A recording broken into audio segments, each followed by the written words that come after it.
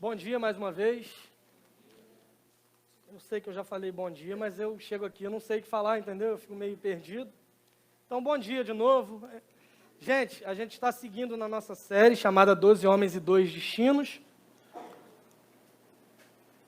A gente está falando aí sobre os apóstolos de Jesus, já falamos sobre alguns, André, Pedro, Tiago e João. Falamos sobre Filipe. Semana passada falamos sobre Natanael ou Bartolomeu, né, que é o mesmo nome.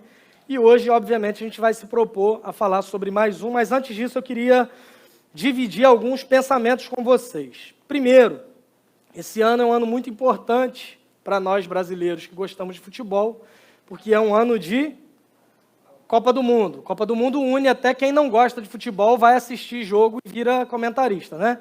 Fala um monte de coisa sem entender, parece o Casagrande, mas esse é o ano que a gente está vivendo. Como vocês sabem, eu gosto muito de futebol como um todo, não só do meu time, que é o Botafogo, mas eu gosto de futebol, de modo que eu sei, por exemplo, a escalação do Flamengo, campeão de 81, eu sei a escalação do time do Vasco, que ganhou aquele brasileiro de 97, eu sei a escalação até daquele outro time que não tem título internacional e ganhou a Série C, que é o Macaé, que eu estou falando, com certeza, mas além disso, o outro grande clube que eu havia esquecido, que é o Fluminense, de 2010, de 2012, e tantos outros esquadrões. Eu quero começar falando sobre futebol, mas sobre a história de um homem que, para muitos, ele foi injustiçado. Pode ser que você já tenha ouvido falar desse homem. Ele era um goleiro, e aí já começa a tendência a ser injustiçado. Por quê? Porque ele é a última barreira entre a bola e o gol do adversário.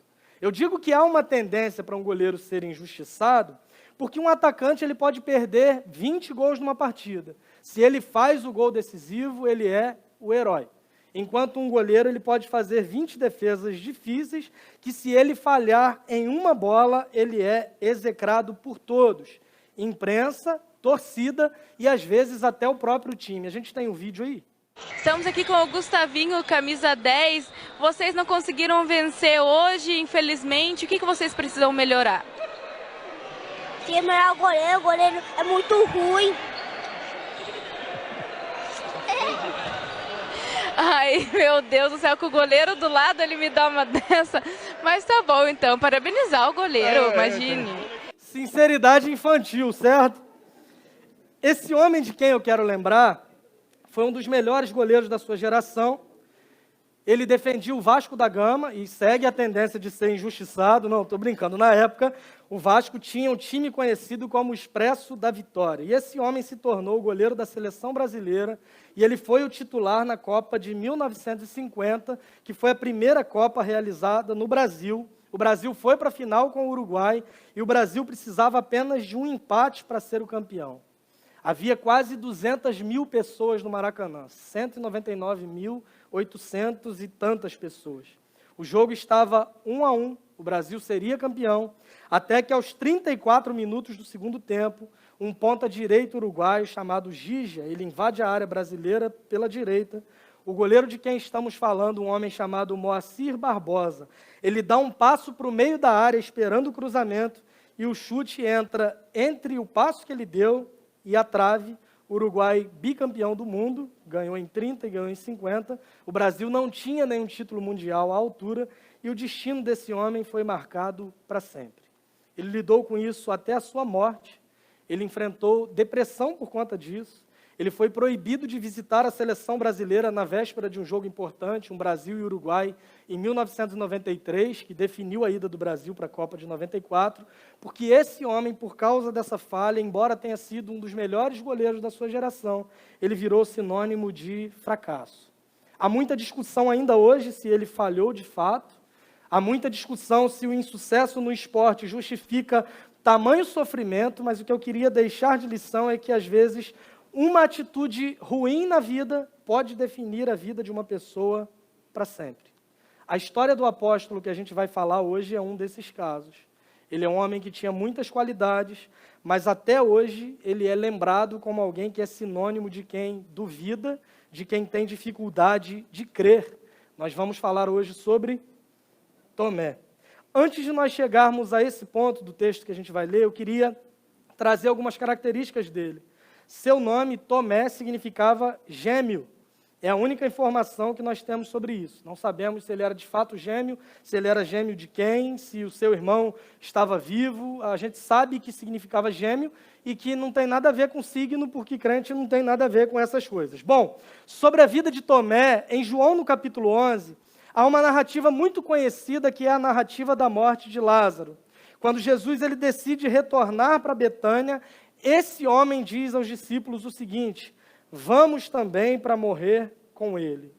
Ele demonstra algum pessimismo diante da situação, porque Jesus tinha saído de Betânia exatamente porque estava sendo perseguido pelos seus opositores. Ele demonstra esse pessimismo meio sarcástico, mas ao mesmo tempo ele demonstra disposição para ir com Jesus. Ele diz para os outros discípulos: nós vamos e nós vamos até a morte se for preciso. Então Tomé, ao invés de pensar que ele só tinha defeitos, eu queria destacar que ele era um homem que amava Jesus. Outra ocasião, em João capítulo 14, Jesus está dizendo para os seus discípulos assim: não fiquem com o coração de vocês perturbado. Eu quero que vocês creiam em Deus, creiam também em mim. Na casa de meu pai há muitas moradas. Se não fosse assim, eu não teria dito para vocês que eu vou preparar lugar. Eu estou indo preparar lugar para vocês. E Jesus diz para os seus discípulos o seguinte: vocês conhecem o caminho para onde eu vou. Um homem se levanta, e esse homem é Tomé, e pergunta para Jesus o seguinte: como saberemos o caminho? Jesus olha para Tomé e diz o seguinte: eu sou o caminho, a verdade e a vida. Ninguém vem ao Pai senão por mim. Conhecemos e falamos muito essa declaração, mas essa declaração foi originalmente uma resposta a Tomé. Um homem que demonstra aqui sinceridade, um homem que demonstra transparência e um homem que demonstra humildade em fazer uma pergunta para Jesus daquilo que ele não estava entendendo muito bem ou compreendendo. O outro evento na sua vida é o evento que nós leremos hoje, que está em João capítulo 20. Eu peço que você abra a sua Bíblia. A gente vai ler dos versos 24 ao 29.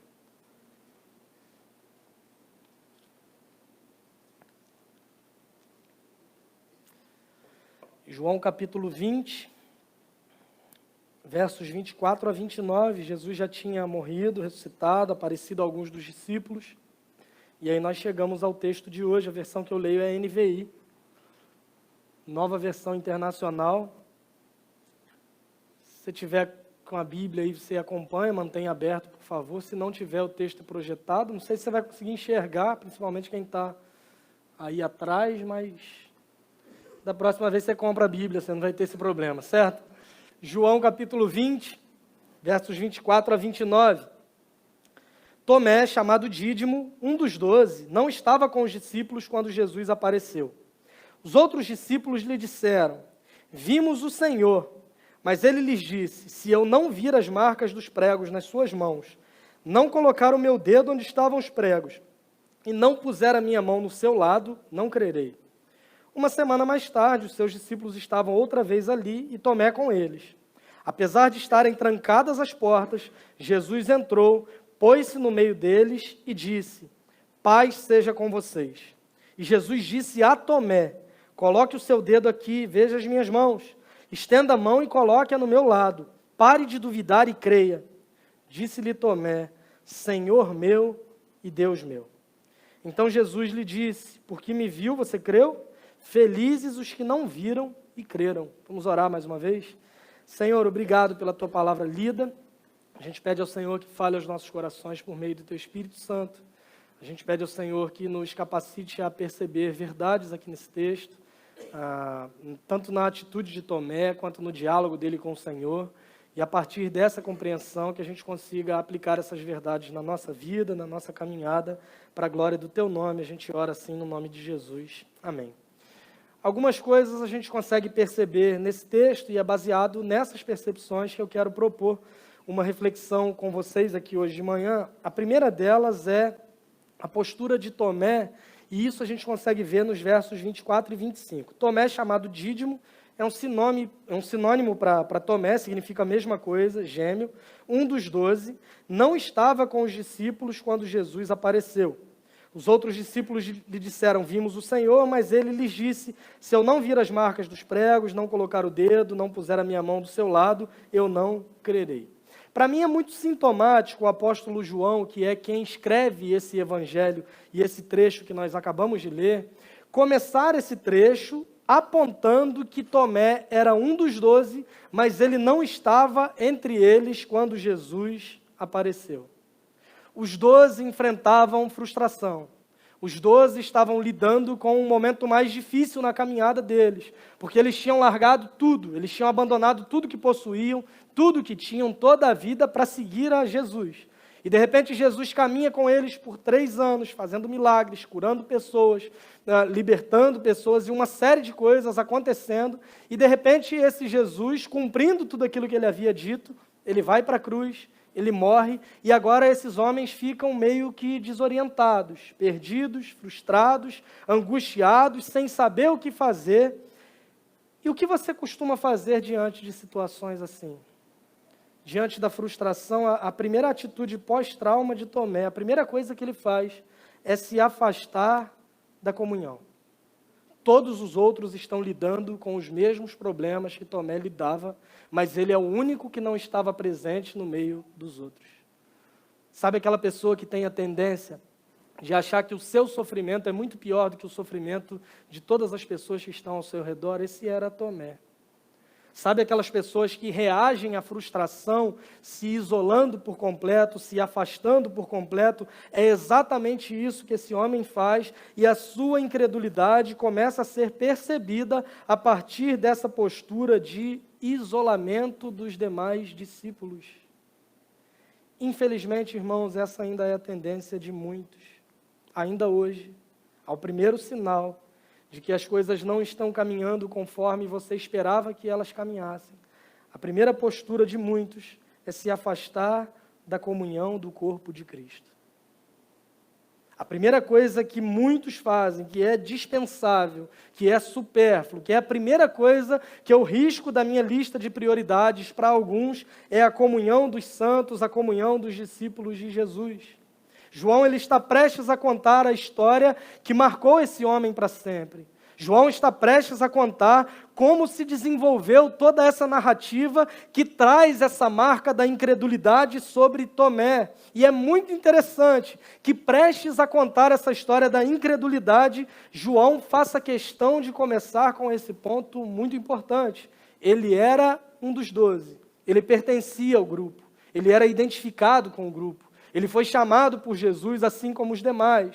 Ele estava lidando com as mesmas questões que os demais também lidavam, mas a postura de Tomé é totalmente diferente, porque enquanto todos os outros estão reunidos, ainda que com medo, ainda que assustados, ainda que frustrados, mas eles estão juntos, a primeira postura que revela a incredulidade desse homem é se afastar da comunhão dos demais discípulos. E esse afastamento vai evidenciando a disposição desse homem em descrer. Nesse momento, irmãos, não se trata apenas de uma dúvida, assim como falamos sobre Natanael na semana passada. Aqui em Tomé, nós vemos uma predisposição em não crer.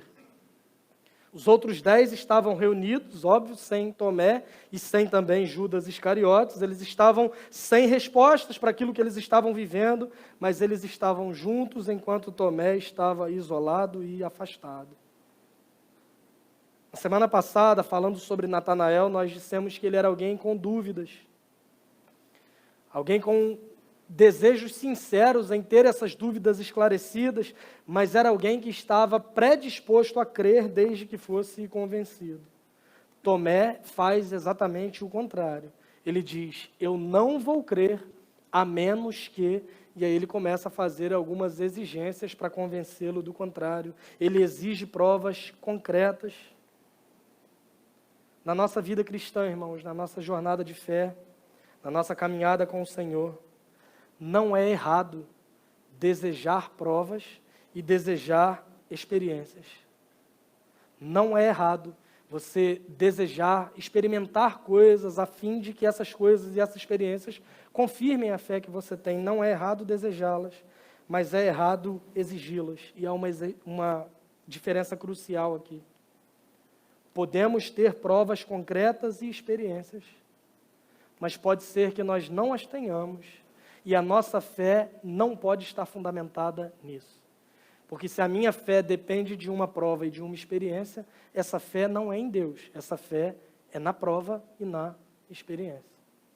Pode ser que você tenha experiências que te façam lembrar, nesse momento inclusive, e você pense assim, nesse momento da minha vida, num momento de dor, de sofrimento, de luto, de dificuldade, de frustração, eu senti quase que um abraço perceptível do Senhor. Ou eu tenho certeza que Deus existe e tem me abençoado porque eu tenho um exemplo de uma dificuldade que eu tive em algum relacionamento, ou alguma cura na minha família, de alguém que estava doente. Só que a grande questão é a seguinte, a nossa fé não pode estar fundamentada nessas experiências. A nossa fé não pode estar fundamentada nessas coisas. E a postura de Tomé é uma postura de alguém que exige essas provas e experiências para que possa crer. Não há problemas em experimentar e querer até, em certo sentido, essas experiências e essas provas. A postura de Tomé é uma postura de alguém que exige e que diz assim, a menos que Deus não faça exatamente o que eu quero, a menos que Jesus não se revele exatamente do modo como eu quero que ele se revele, eu não vou crer de forma nenhuma. A sua fé, em última instância, então, não seria na ressurreição de Jesus. A sua fé seria nas provas que ele determinou como sendo capaz de convencê-lo. Tomé está dizendo, sou eu quem defino as condições para que a minha fé funcione. Tomé está dizendo, sou eu que demando as exigências para que eu seja convencido. E é muito interessante que os outros discípulos haviam dado testemunho de que o Senhor estava vivo porque eles viram.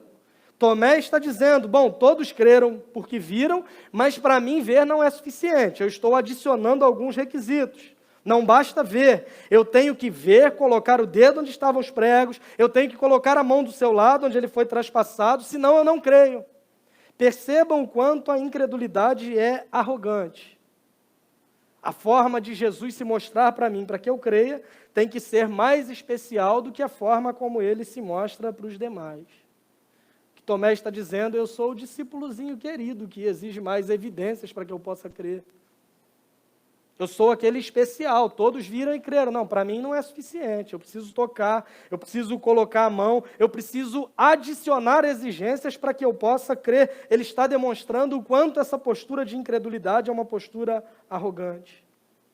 E isso é muito perceptível, irmãos, principalmente por essas pessoas que lidam com as frustrações, se afastando da comunhão do corpo, porque tem muita gente que está fora da comunhão do corpo de Cristo, de gente que foi ferida, de gente que foi abusada pelo mau uso da religião. Não estou negando essa realidade, é fato.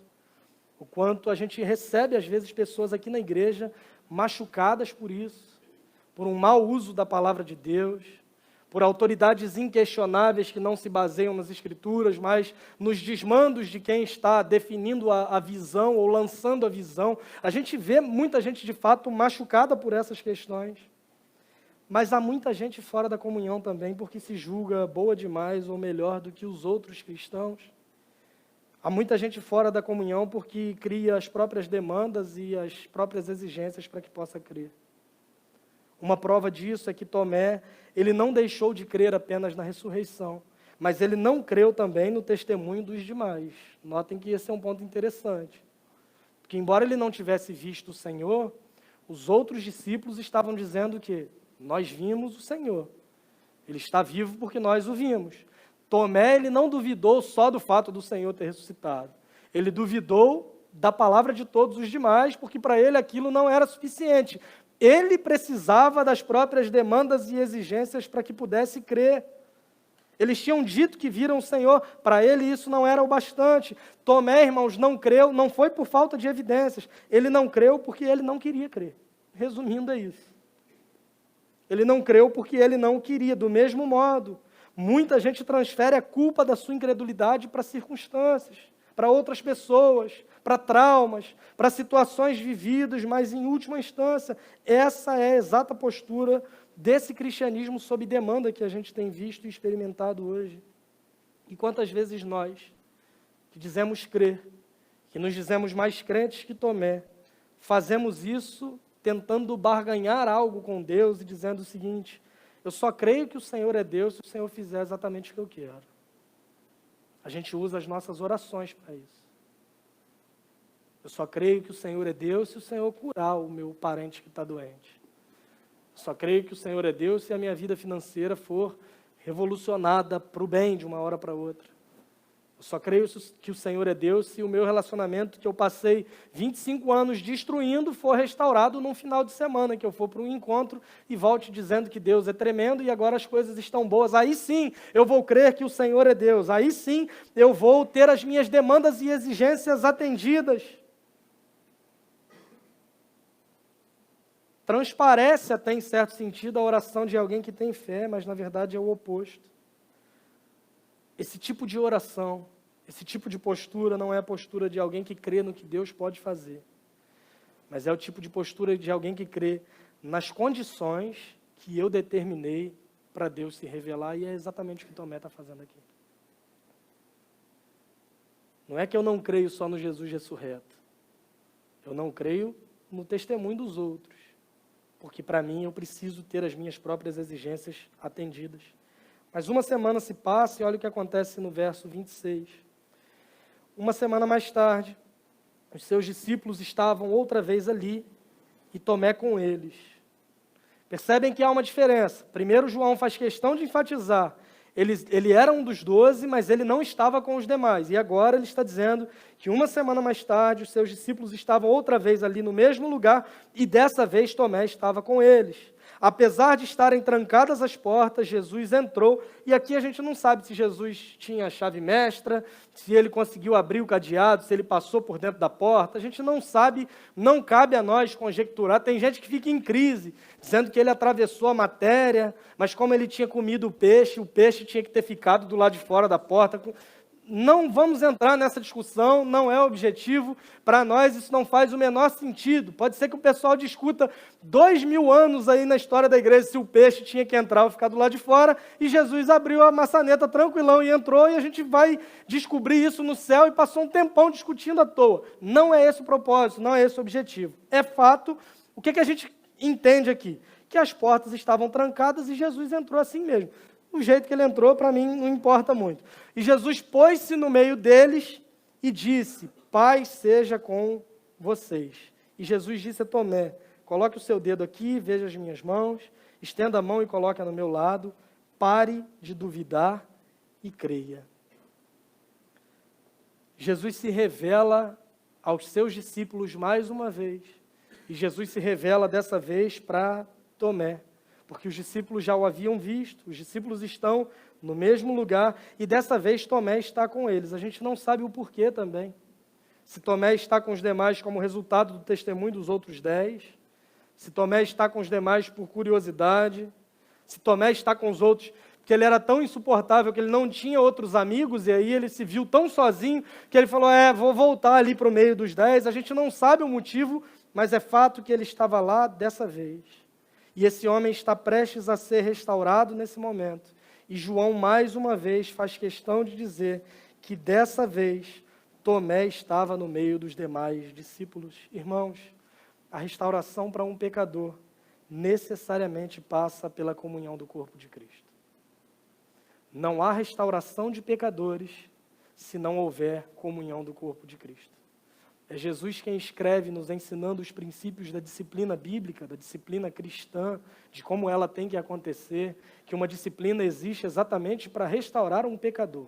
A imagem de disciplina que talvez você tenha, você que foi criado na igreja, seja uma exposição do pecado para todo mundo saber quem é o pecador e por medo não repetir aquilo. Disciplina bíblica não tem a ver com isso.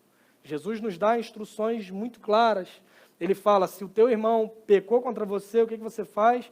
Você vai até ele, expõe o erro. Se ele te ouvir, você ganhou o seu irmão. Se ele não te ouvir, você chama mais 2 ou 3 testemunhas, vá conversar com seu irmão de novo, expõe o erro. Se ele te ouvir, tudo bem. Se ele não te ouvir, você leva essa questão para a igreja, e a igreja vai deliberar sobre o que fazer. Se ele ainda não ouvir a igreja, trate-o como descrente. Mas se ele ouve a igreja, ele vai ser restaurado. O processo de restauração necessariamente passa pela comunhão dos santos, pelo corpo de Cristo, pelo povo de Deus.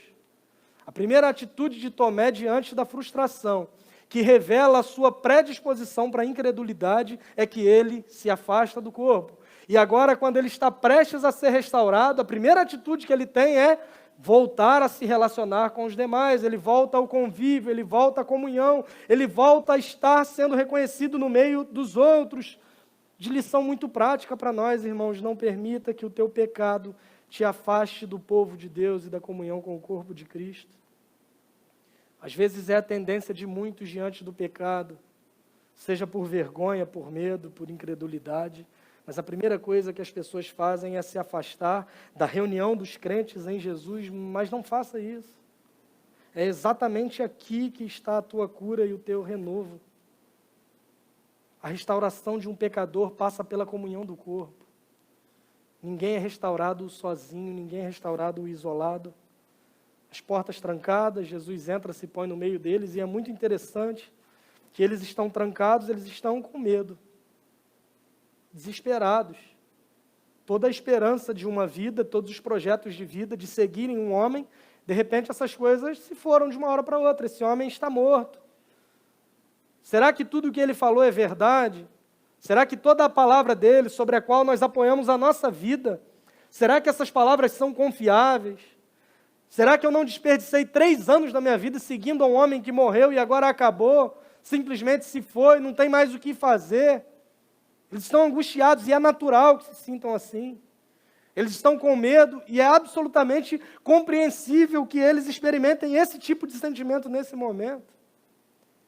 Mas para essa necessidade deles, Jesus se apresenta e Jesus os saúda dizendo: paz seja com vocês. Eu estou compartilhando com vocês a minha paz.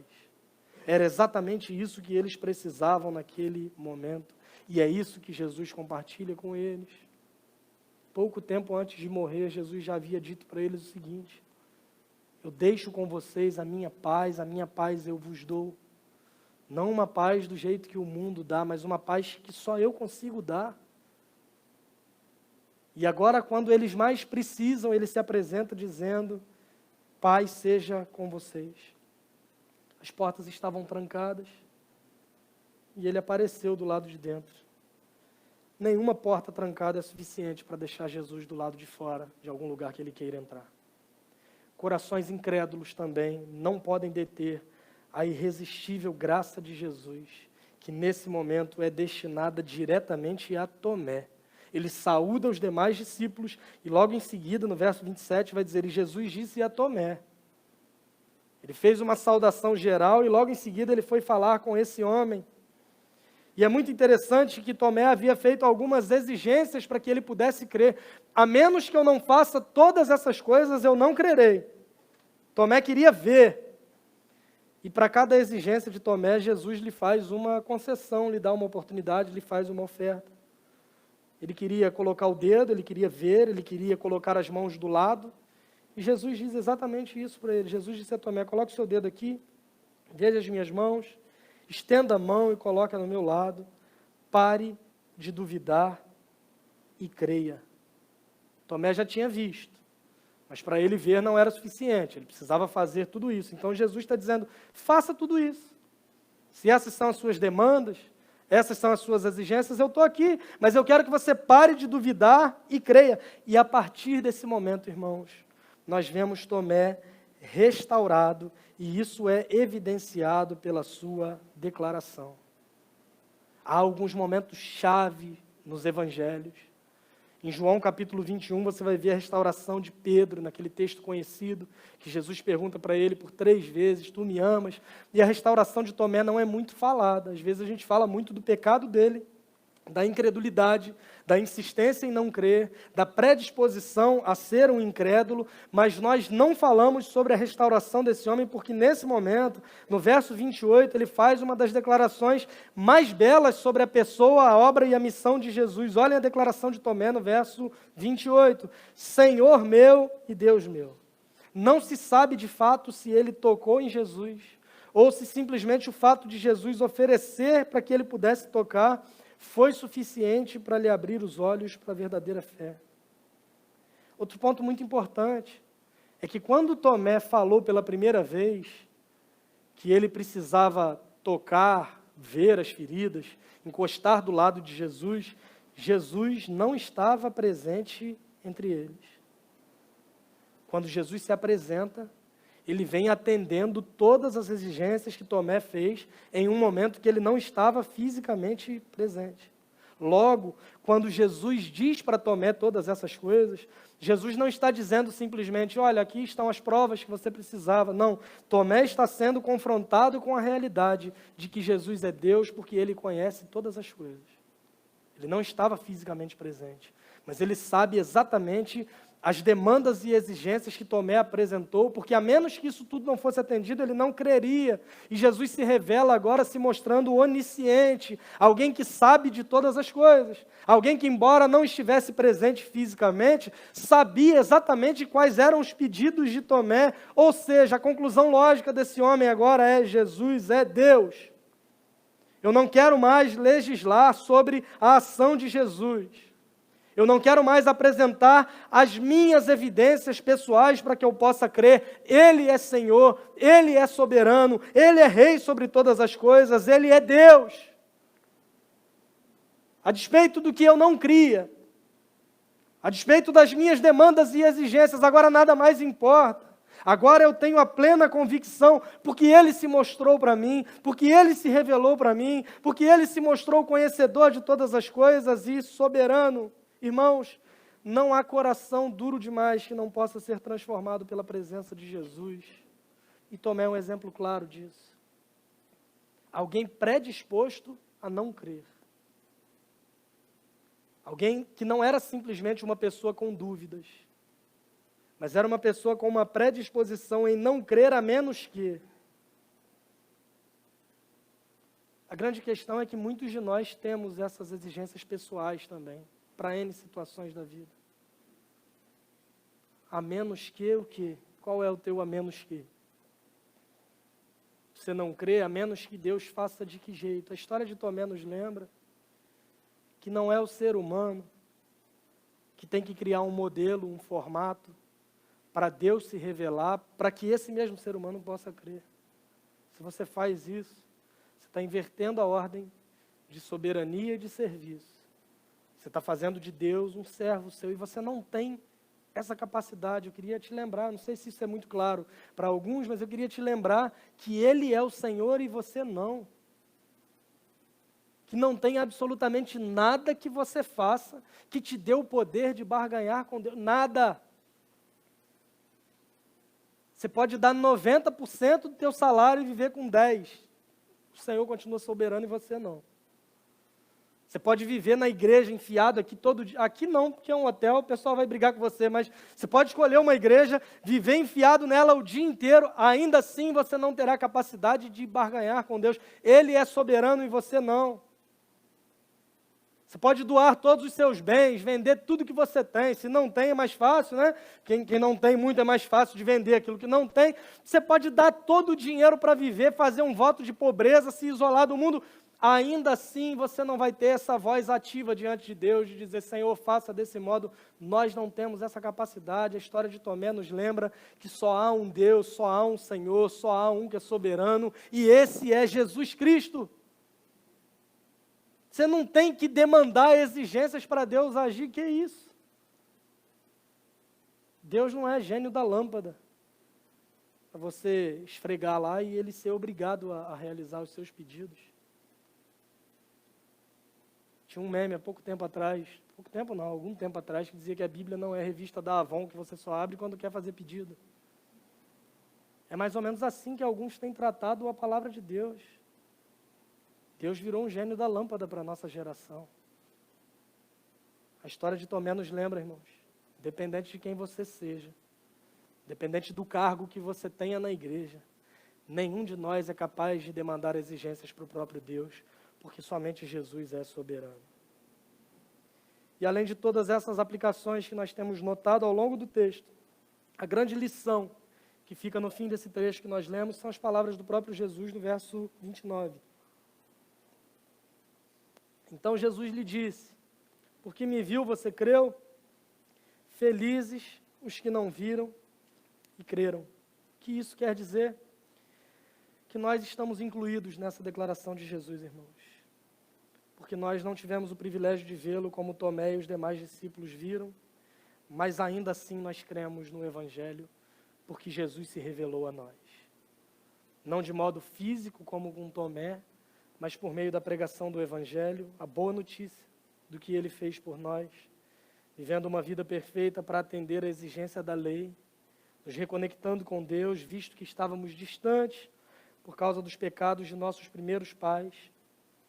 Nós cremos na sua ressurreição, mesmo sem tocar nas suas mãos ou no seu lado. Aliás, é crer na ressurreição que nos faz cristãos de verdade. Paulo vai dizer para os coríntios que se nós não cremos que Jesus ressuscitou, a nossa fé é vã e a nossa pregação não faz sentido.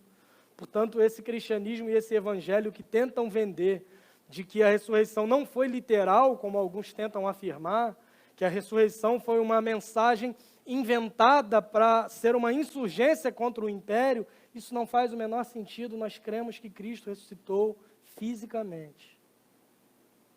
Paulo diz que se nós não temos essa fé, nós somos os mais miseráveis de todos os homens. O que traz sentido para a fé no Evangelho é a ressurreição. O que traz sentido para a nossa fé é a certeza de que Jesus venceu a morte. A grande prova de que ele viveu uma vida sem pecado é o fato de ele ter vencido a morte. O salário do pecado é a morte. Se Jesus tivesse morrido e sido derrotado pela morte, ele teria tido uma vida de pecado. Isso é meio que uma conclusão óbvia. A grande prova de que ele viveu uma vida perfeita, ou seja, sem pecado, é o fato de que a morte não foi capaz de detê-lo. E nós cremos nisso por meio da pregação do Evangelho. Nós cremos também que esse mesmo Jesus, ele subiu aos céus, onde ele está hoje à direita de Deus Pai, mas que um dia ele voltará para levar consigo um povo que ele mesmo escolheu. E esse povo, irmãos, são a essas pessoas às quais ele se refere quando ele diz assim: felizes os que não viram e creram. Essa oportunidade de ser definido pelo próprio Jesus como alguém feliz, bem-aventurado, abençoado, nos é dada hoje, mais uma vez, por meio da pregação do Evangelho. Não importa o quanto você se avalie predisposto a não crer, não há coração duro demais que resista à presença de Jesus. Quero chamar a banda aqui à frente. Enquanto eles vêm, eu queria propor 3 aplicações mais práticas para você. Primeiro, não negligencie a comunhão com o corpo de Cristo. Trate a comunhão com outros crentes como sendo fundamental. O que isso quer dizer? Priorize na tua agenda o culto público e o grupo pequeno durante a semana. Se você esperar pelas demandas, com toda a certeza do mundo, você terá outras demandas, outras coisas vão surgir no seu dia, imprevistos vão acontecer, imprevistos às vezes mais previstos do que imprevistos, aqueles imprevistos que acontecem toda semana, eles vão continuar acontecendo. Não abra mão da comunhão. A primeira atitude de alguém que está predisposto a não crer é se afastar da comunhão. Então entenda que o processo de restauração, transformação e cura passa necessariamente pela comunhão com o povo de Deus. Segundo, se permita viver experiências, mas não permita que a tua fé dependa delas. Se permita viver experiências na caminhada, mas não permita que a tua fé dependa dessas experiências. Que a tua fé seja madura o suficiente para se manter firme, mesmo diante da ausência de provas. Terceiro lugar, desfrute da presença de Jesus, que transforma o mais duro dos corações. Assim como Tomé, reconhecido até hoje por sua incredulidade, foi transformado a ponto de dar uma das mais belas declarações sobre a pessoa de Jesus. É você com o teu coração duro. Você pode ser transformado pela mensagem do Evangelho. As palavras de Jesus para Tomé se aplicam a você hoje. As evidências estão aqui. Por meio da pregação do Evangelho, pare de duvidar e creia. Para a glória de Deus.